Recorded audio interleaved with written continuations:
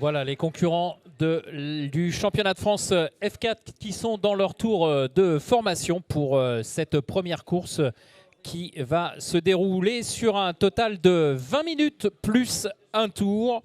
Un départ arrêté, vous voyez sur la grille de départ les commissaires de ligne qui sont en train d'attendre les monoplaces. On va retrouver les 26 voitures du championnat. Un championnat qui a d'ores et déjà débuté depuis 2 rendez-vous. On était à Nogaro pour l'ouverture du championnat de France FFSA des circuits.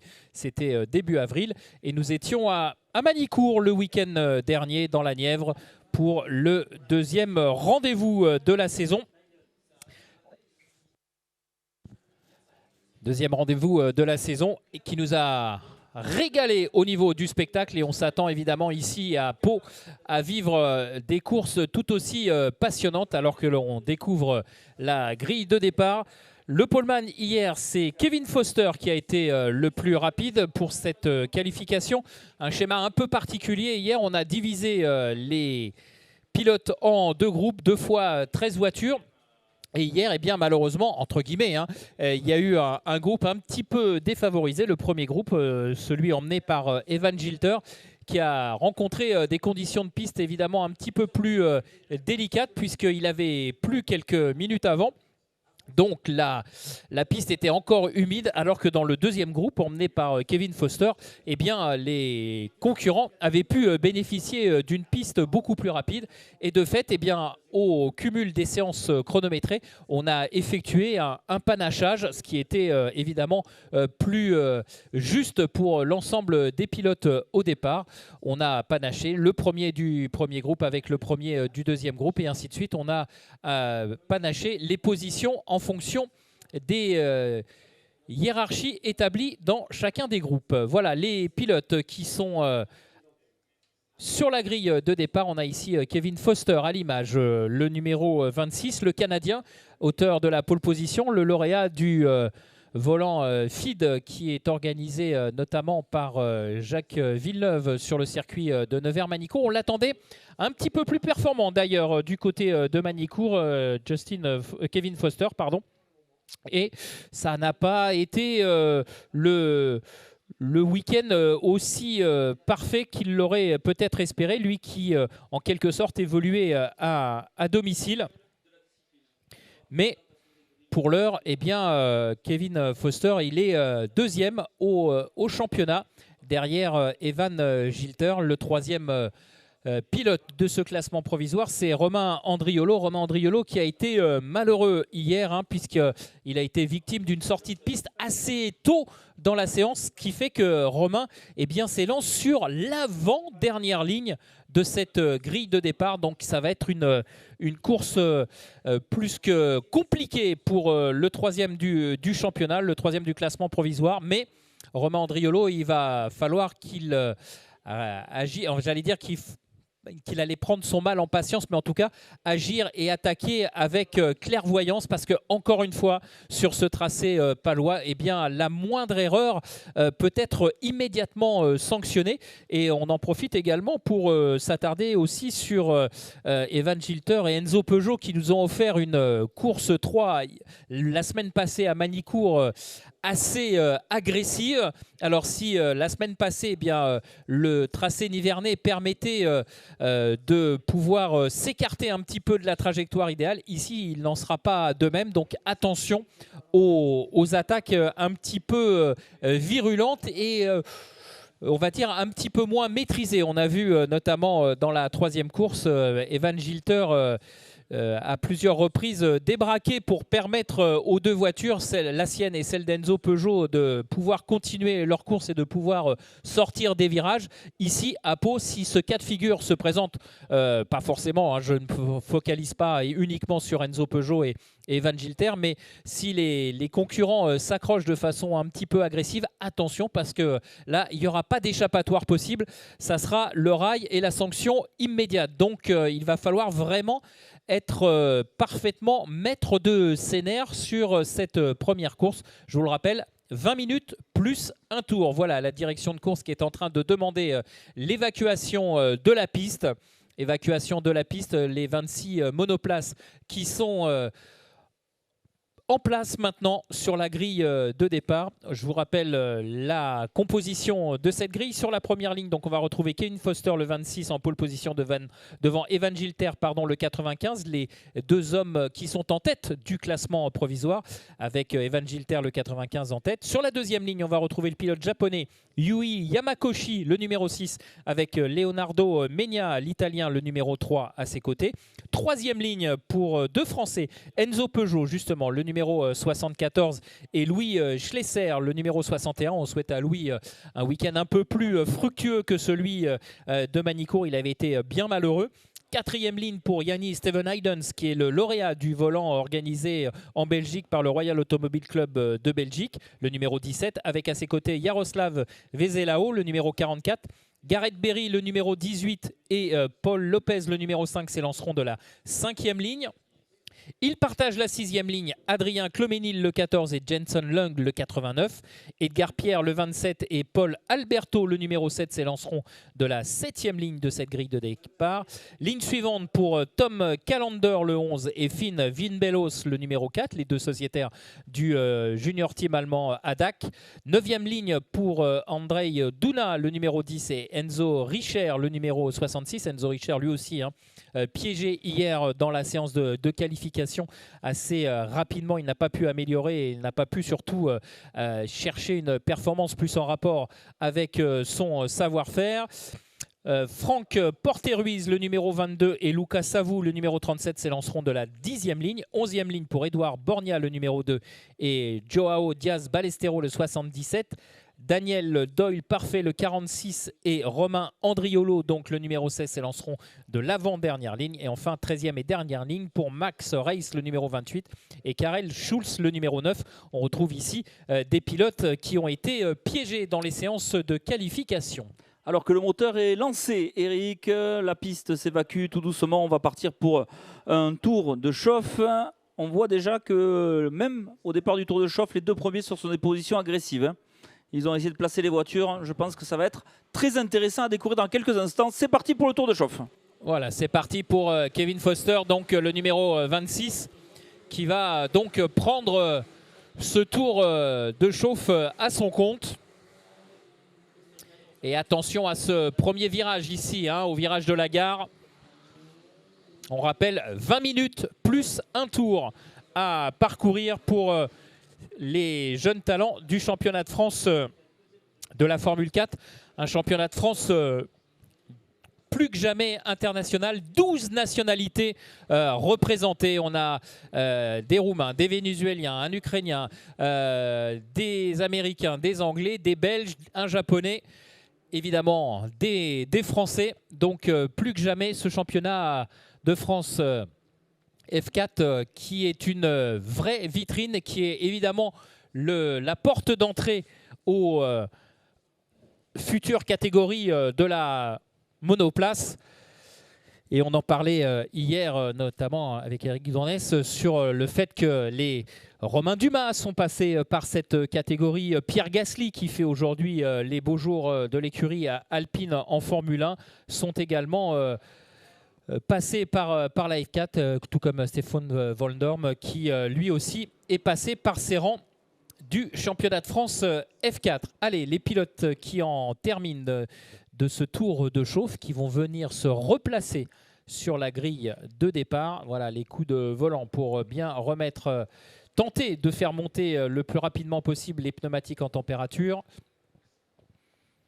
Et ensuite, eh bien, tous ces pilotes seront sous les ordres de la direction de course. Un plateau très jeune, puisque le plus jeune pilote de cette catégorie a un tout petit peu plus de 15 ans et le plus âgé n'en a que 19. Donc, on est vraiment sur cette catégorie, sur les jeunes talents de demain. La plupart sont issus bien évidemment des filières différentes du kart, mais voilà, là maintenant c'est l'accès à la monoplace avec une Mygale très performante qui a été peaufinée tout au long de ces différentes années de développement et qui depuis 2022 eh bien, aborde notamment l'élément de sécurité le plus visible, c'est-à-dire le halo, après une coque renforcée, des renforts longitudinaux et les pilotes, voilà, qui sont en train de rejoindre les dernières lignes de la grille. Attention, 26 voitures au départ. Kevin Foster, le 26, et Evan Gelter côte à côte sur la première ligne, le numéro 95.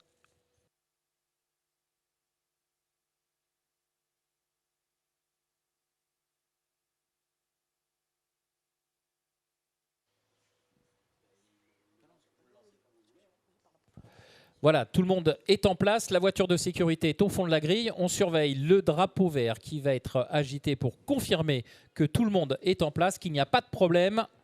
Et ensuite, eh bien, on va pouvoir lancer cette course du championnat de France F4 FFSA. Alors, ça y est, les feux. Ça y est, le premier rouge.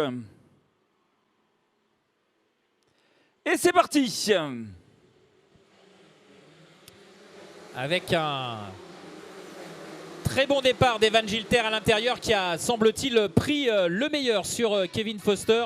Ouais, Evan Gilter qui tout de suite prend les commandes. Alors ça bloque les pneus un peu du côté de la gare, mais ça passe sans encombre pour tout le monde. Voilà les deux premiers virages qui sont faits. On rappelle la procédure de drapeau jaune entre l'entrée du pont Oscar et la sortie du lycée. Ça, pour le premier tour, interdiction de se doubler entre ces deux virages. Ça ne marche que voilà, et drapeau vert dès la sortie de l'épingle du lycée. C'est parti dans Beaumont. Evan Gilter, deuxième, avec une piste moins gommée. Au final, Kevin Foster n'a pas réussi à profiter de sa première place. Ouais, Kevin Foster qui a dû céder le commandement aux jeunes français. Et derrière, eh bien, très bon départ également de Yui Yamakoshi, le pilote japonais sur la monoplace numéro 6. Qui... Oh, attention, la faute sur le vibreur pour Kevin Foster. Kevin Foster qui est parti à la faute. Il est monté sur le vibreur de façon un peu trop agressive et il a perdu le contrôle de sa monoplace. Est-ce qu'il a pu repartir ? Ouais, et j'ai l'impression qu'il a bloqué également un petit peu le reste du peloton parce que Evan Gilter est désormais confortablement installé aux commandes de la piste. Il n'en demandait pas moins. Vous le voyez maintenant, c'est Yamakoshi qui passe en deuxième position. Ah, il n'arrive pas à repartir. Oh là là, il doit être énervé, le pauvre. Ah ouais, là ça va être compliqué là, pour le pilote canadien qui s'est fait piéger. On l'avait dit, dans cette chicane, les trottoirs sont assez agressifs, les vibreurs sont assez hauts. Et là, malheureusement, eh bien, il a été un petit peu trop généreux sur la prise de vibreur et la voiture qui a été déséquilibrée. Evan Gilter, eh bien, du coup, lui... continue sa marche en avant. Il est un peu libéré de la pression et je crois qu'Enzo Peugeot qui partait de la 5e place, eh bien, est remonté et je crois qu'il a même pris le meilleur sur Yamakoshi pour le compte de la deuxième position. Alors, est-ce qu'on va avoir droit à un remake de ce qu'on a eu à Manicourt, à savoir une grosse bagarre entre Evan Gilter et Enzo Peugeot? On le voit, Enzo Peugeot, là, le numéro 74, lui aussi, très très agressif sur la prise de vibreur.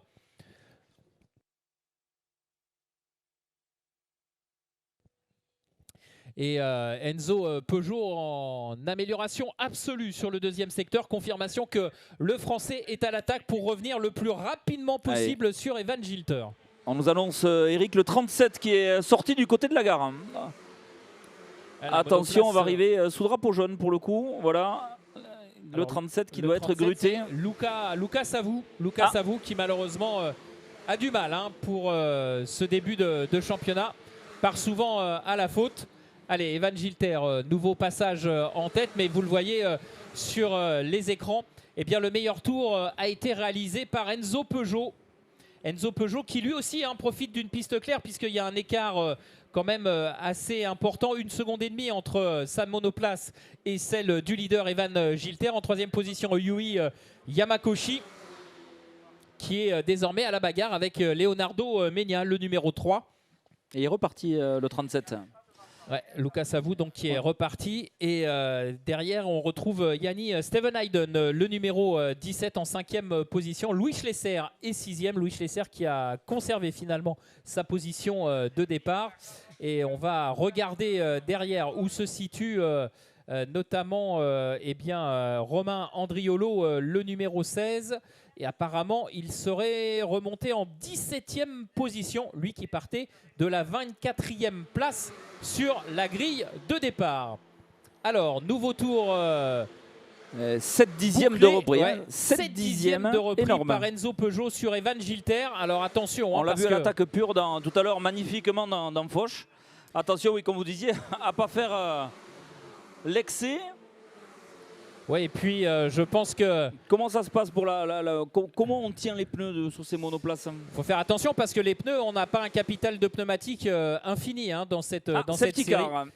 Il faut gérer, et c'est ce que j'allais vous dire. Est-ce que Enzo Peugeot, qui cravache pour remonter sur Evan Gilter, n'est peut-être pas en train de taper un petit peu trop vite dans ses pneumatiques, alors qu'on a visiblement la numéro 44 qui s'est rendue coupable d'un contact avec les pneumatiques Vézelao. Ouais, Jaroslav Vézelao qui a tapé le rail au numéro 6. Ça doit être du côté de notre fameux virage. C'est pas loin de Foch.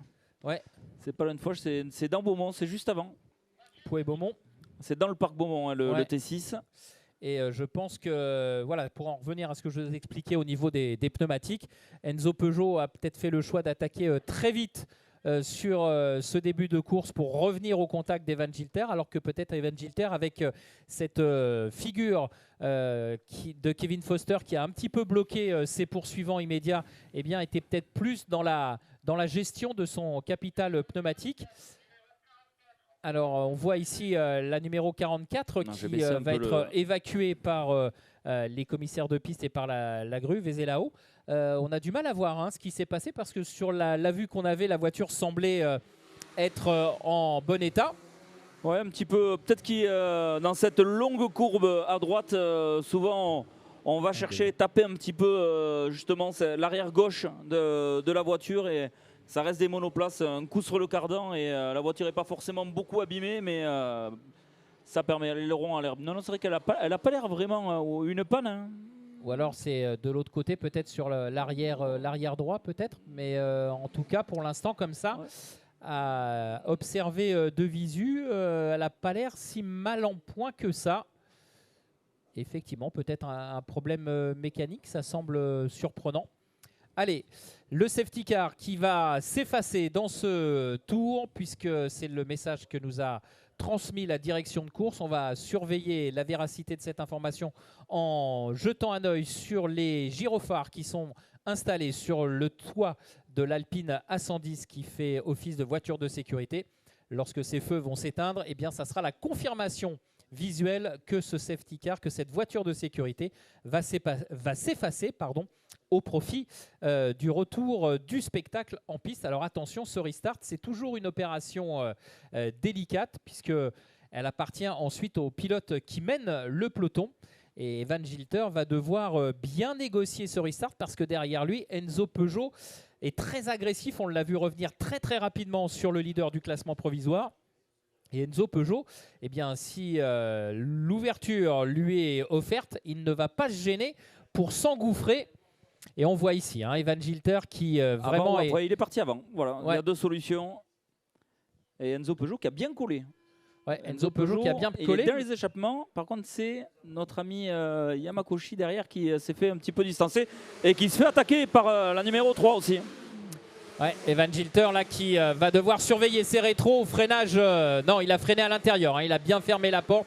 Evan Gilter par rapport à Enzo Peugeot, et derrière Yamakoshi qui va devoir lui aussi se méfier de Leonardo Mena. Des échappements, il y va. Non, là à l'extérieur, ça va être un peu compliqué là dans Oscar. Ça va être. On peut essayer de pousser le pilote de devant à la faute. Faire un blocage, faire. Mais là, ça va être compliqué. Par contre, Yannis Steven Haydens, là, en 5e position, lui aussi. Il est très, très pressant sur Leonardo Mena et Yamakoshi. C'est peut-être lui qui pourrait profiter éventuellement du duel que vont se livrer le pilote japonais et le pilote italien. Le jeune lauréat du volant du Royal Automobile Club de Belgique qui effectue donc son arrivée dans cette catégorie du championnat de France F4. Ça escalade les trottoirs. Ouais, les trottoirs qui sont pris de façon très agressif. Mais il est passé Enzo Peugeot. Il est passé. On n'a pas vu l'image. Alors où est-il passé Enzo Peugeot car en plus il a pris une certaine marge d'avance sur Evan Gilter. Il a dû le pousser un petit peu la pression. Ouais, ce qui est dommage, c'est qu'on n'a pas vu l'action, et Enzo Peugeot qui s'installe tout de suite aux commandes de la piste, aux commandes de la course, pardon. Et nous sommes à mi-course puisqu'il reste désormais 10 minutes à parcourir dans cette première course de ce meeting du 80e Grand Prix de Pau pour les concurrents du championnat de France F4. 3 courses à chaque fois dans chaque meeting pour ces pilotes du championnat de France F4. La deuxième course sera pour les 10 premiers dans l'ordre inverse. Et ensuite, pour la troisième course, pour le départ qui tiendra lieu de Grand Prix, de ce Grand Prix de Pau, eh bien, on aura la grille constituée par le deuxième meilleur temps de chaque pilote lors de la séance d'essai chronométrée. Alors, est-ce que Evan Gilter va être en mesure? Enzo Peugeot, là, il est très agressif là, sur ce passage à Foch. Là. Attention quand même de ne pas fragiliser sa monoplace. De ne pas faire une pirouette. Ouais, on l'a vu tout à l'heure avec Kevin Foster, c'est ce qui s'est passé. Il avait été un petit peu trop généreux et sa monoplace qui avait été déséquilibrée, eh bien, il n'avait pas pu la rattraper. Il était parti en tête à queue. Alors, Evan Gilter, amélioration personnelle dans les 2 premiers secteurs, mais surtout Enzo Peugeot, amélioration absolue. Il est vraiment très rapide, Enzo Peugeot, sur cette première course. On voit qu'il maîtrise son sujet. 4 dixièmes sur le dernier tour sur Evan Gilter. Et il est plus à l'aise. Il est plus à l'aise. Il prend des risques. Il attaque. On voit qu'il est vraiment à l'attaque. Il reste 9 minutes 30 plus un tour.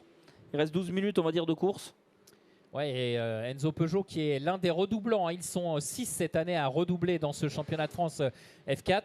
Evan Gilter, lui, est un nouveau venu. Alors, est-ce que l'expérience d'Enzo Peugeot parle sur le tracé palois? On peut le voir aussi de cette façon. Mais regardez, là, Evan Gilter qui réplique à Enzo Peugeot dans le premier secteur. Meilleur temps absolu pour Evan Gilter dans le premier secteur chronométré. Est-ce qu'il a perdu un petit peu de température de pneus pendant le safety car, Evan Gilter? Peut-être par rapport à Enzo Peugeot qui était en train de faire une grosse attaque. Ça peut expliquer peut-être les 2 tours où il a été un petit peu moins performant. Oui, c'est ce que je disais tout à l'heure. Peut-être qu'Enzo Peugeot, lui, a décidé d'attaquer tout de suite, alors qu'Evan Gilter était peut-être plus dans la gestion de ses pneumatiques pour bénéficier d'un capital d'adhérence plus performant sur les derniers tours. Mais là, évidemment, il est en 2e position, Evan Gilter. Donc, il faut dans un premier temps revenir sur Enzo Peugeot et ensuite tenter de l'attaquer. Et on a vu que Enzo était pour le moins assez agressif dans la défense de sa position.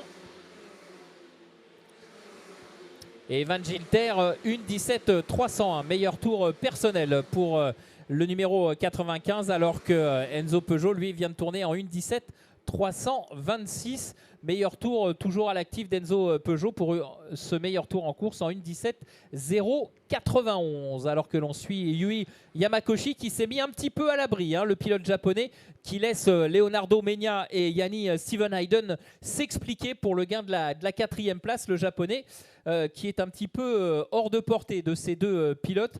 Et c'est pas plus mal pour lui. Comme ça lui permet pour l'instant de se diriger relativement tranquillement vers peut-être un podium dans cette première course. Louis Schlesser, la 61, qui serait parti à la faute dans le secteur 1, il me semble.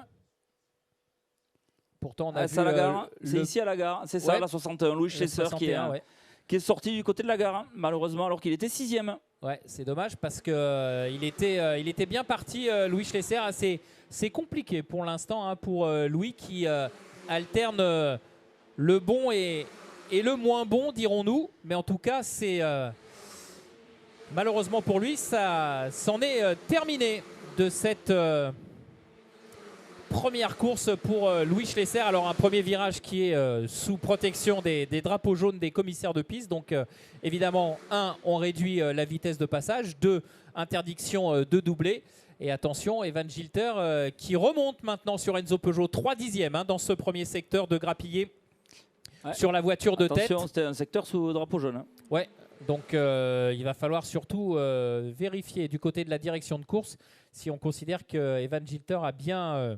Ouh là là là, Enzo Peugeot, il est très agressif sur cette chicane. Il ne faudrait pas qu'il s'en veuille à un moment de cette agressivité parce que quand même, il monte vraiment fort sur les vibreurs.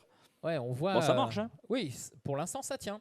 Pour l'instant, ça tient, mais Enzo Peugeot, alors on va voir s'il est en mesure de répliquer. Et encore une fois, il est plus rapide dans le deuxième secteur, mais Evan Gilter vient de réaliser sa meilleure performance dans ce deuxième secteur chronométré, 35,501. L'écart était d'1 seconde 690 millième, il est désormais d'1 seconde 4. Il reste un tout petit peu plus de 5 minutes dans cette première course du championnat de France F4. Est-ce que Evan Gilter va être en mesure de revenir sur Enzo Peugeot, mais surtout, est-ce qu'il sera capable de dépasser la Mygale numéro 74 qui est pour l'instant confortablement installée aux commandes de cette première course. Et derrière, pour l'instant, pour Yui Yamakoshi, il est pas capable de revenir sur les deux hommes qui occupent la tête de la course. En revanche, il est hors d'atteinte. Il fait son effort, Evan Gilter. Hein. Ouais, Evan Gilter qui fait son effort. Un peu plus de 2 dixièmes et demi quasiment rattrapé dans le premier secteur. Hein. Et Yanni Steven Hayden qui a pris le meilleur sur Leonardo Menia pour le gain de la 4e position, le pilote belge qui s'est imposé au pilote italien. Alors Yanni Steven Hayden, c'est pareil, on va surveiller. Est-ce qu'il va être en mesure lui aussi de revenir au contact de Yui Yamakoshi pour tenter d'aller décrocher la dernière marche du podium? Alors car clairement, jaune, safety car, ça a tapé du côté de l'épingle du lycée. Alors, safety car alors, Enzo à moins Peugeot, de 4 minutes tout à refaire de la fin de cette course. Alors, 4 minutes du temps réglementaire et il y aura un tour. Oula, oui, ça a tapé. Et c'est le numéro 4 qui a tapé le mur de pneus de façon assez... c'est Finn Wiebelhaus. Ouais, Finn Wiebelhaus qui... est bloqué là, il y a dû y avoir un double contact parce que si l'on en juge par l'état de son aileron arrière, il n'a pas l'air vraiment droit. Avant, visiblement, il y a peut-être eu un contact, ce qui explique qu'il est allé ensuite taper dans le mur de pneumatique. Le pilote allemand qui a du mal quand même. Oula, attention là. Mais ils se sont aidés avec la 77. Ouais, il y a eu double contact là, effectivement. La 77, c'est Joao Diaz Balestero. Ah oui, c'est pas son week-end non plus. Non, et puis déjà à Manicourt, ça avait été compliqué. Il y en a deux qui est 66. Qui est la 66? C'est Enzo Richer là, qui n'a pas l'air très content par rapport au pilote qui est devant lui, mais dans l'absolu, on est sous régime de voiture de sécurité, donc il faut rester à sa place, ne pas doubler. Ils vont pas nous faire une Hamilton Vettel quand même. J'espère pas. Tiens, on en profite pour jeter un œil. Romain Andriolo qui est remonté à la 13e position, alors que du côté de la voie des stands, on a également Gabriel Doyles Parfait qui est arrêté, qui abandonne. Alors qu'on redescend tranquillement du côté de la Statue Foch, du côté de Poimiro. 3 minutes 6, on ne nous a pas indiqué encore, le safety car va faire un tour de plus pour le moment. Ouais, là, visiblement, il y a deux postes d'intervention. Le premier au virage du lycée et le deuxième, on l'a vu avec cette voiture qui a été immobilisée. Il y en a une autre qui a pu rejoindre tant bien que mal la voie des stands. C'est pour Diaz Balestero, la numéro 77. Maintenant, on va voir ce qui va se passer. Alors à Manicourt, on a eu le même scénario. On a eu des courses qui ont été relancées à deux tours de la fin. Oula, attention, le volant là qui pendouille sous la monoplace. Sous la voiture, c'est pas. Va peut-être falloir le récupérer avant que la voiture soit posée au sol. Sinon, ça risque de l'endommager. Et on est dans le dernier tour sous régime de voiture de sécurité. 2 minutes, ça va nous faire 2 tours, ça va nous faire 2 tours de course. Enzo Peugeot, il va falloir qu'il soit solide mentalement. On a vu tout à l'heure qu'Evan Gilter avait maîtrisé le restart, mais qu'il s'était fait déborder assez rapidement par Enzo Peugeot. Et bien, on va voir maintenant si le leader du classement provisoire est capable de rendre la monnaie de sa pièce à Enzo Peugeot. Enzo Peugeot qui, au niveau du classement provisoire, pourrait peut-être revenir au contact des avant-postes, puisque Romain Andriolo, lui, est derrière, il est en 13e position, et que Kevin Foster, lui, on ne l'a pas vu, je pense qu'il est toujours en piste, mais après sa figure du premier tour, évidemment, il est loin des points. Ah, il doit s'en vouloir. Hein. Donc pour Enzo Peugeot, s'il arrive à maintenir sa première position, ça serait une très très bonne opération comptable du côté du classement provisoire. Et attention parce que Yamakoshi, le pilote japonais qui était à l'écart de la bagarre entre Steven Hayden, Menia, et bien désormais va se retrouver sous la pression du jeune Belge. La monoplace numéro 17 avec les pontons jaunes fluo, si vous voulez le visualiser. Et voilà, confirmation, l'Alpine A110 a éteint ses gyrophares, elle prend de l'avance et Enzo Peugeot, c'est lui qui va donner le rythme de ce restart. Alors, les monoplaces qui arrivent dans la descente, Enzo Peugeot qui viendrait accélérer, Evan Gilter est au contact, il est un tout petit peu loin pour peut-être profiter du phénomène d'aspiration. Et attention pour la troisième position, Yamakoshi qui lui aussi ferme la porte sur Yanni Steven Haydens. Pas de changement dans ce premier virage, au virage de la gare. Donc on conserve les positions. Enzo Peugeot face à Evan Gilter. La remontée vers le virage Oscar. Ça reste calme pour l'instant. Voilà, dans 4 secondes maintenant, la fin du temps réglementaire. Et confirmation que quand on va se présenter sur la ligne de chronométrage, eh bien les concurrents seront dans leur dernier tour de course. Enzo Peugeot, Evan Gilter, Yui Yamakoshi.